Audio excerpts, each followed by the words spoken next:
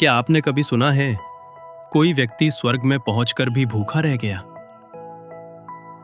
यह कथा है महाभारत के दानवीर कर्ण की, जिसने जीवन भर सोना और जवाहरात बांटे, लेकिन स्वर्ग में अन्न का एक दाना भी न मिला।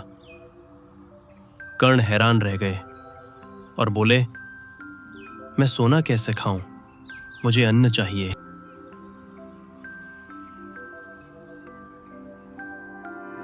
महाभारत के रणवीर कर्ण, जिनका नाम ही दानवीर के रूप में अमर हो गया, उन्होंने जीवन भर कभी किसी याचक को खाली हाथ नहीं लौटाया। जिसने मांगा उसे सोना दिया, जिसने मांगा उसे गहने दिए, लेकिन कभी अन्न और जल का दान नहीं किया।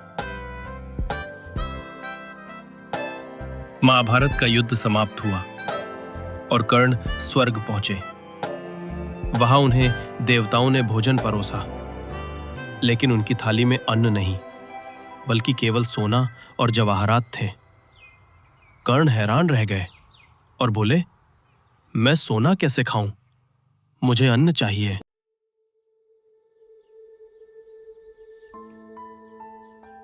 तब देवताओं ने कहा, कर्ण, तुमने जीवन भर सोना दान किया, आभूषण दान किए, लेकिन कभी भोजन और जल का दान नहीं किया। अपने पितरों के लिए तर्पण नहीं किया, इसलिए स्वर्ग में तुम्हें सोने और जवाहरात के अलावा कुछ नहीं मिलेगा। कर्ण की आंखों में आंसू आ गए। उन्होंने देवताओं से प्रार्थना की, मुझे एक बार धरती पर लौटने दो। भगवान इंद्र ने दानवीर कर्ण की प्रार्थना स्वीकार की।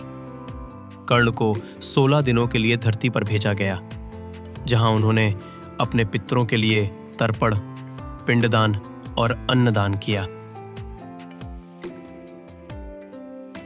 इन 16 दिनों को पितृपक्ष कहा गया।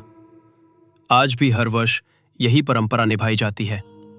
कहा जाता है, पितरों का आशीर्वाद ही जीवन में सुख, समृद्धि और शांति लाता है।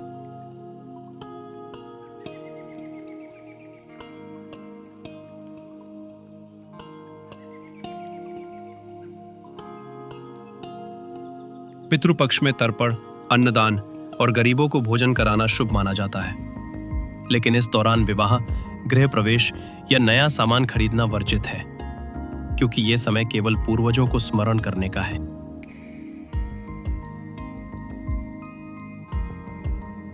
दानवीर कर्ण जैसे योद्धा भी पूर्वजों को तर्पण न करने के कारण स्वर्ग में भूखे रह गए। इसलिए इस पितृपक्ष अपने पितरों को श्रद्धांजलि दें। उनका आशीर्वाद ही आपके जीवन का सच्चा धन है। ओम पितृदेवाय नमः।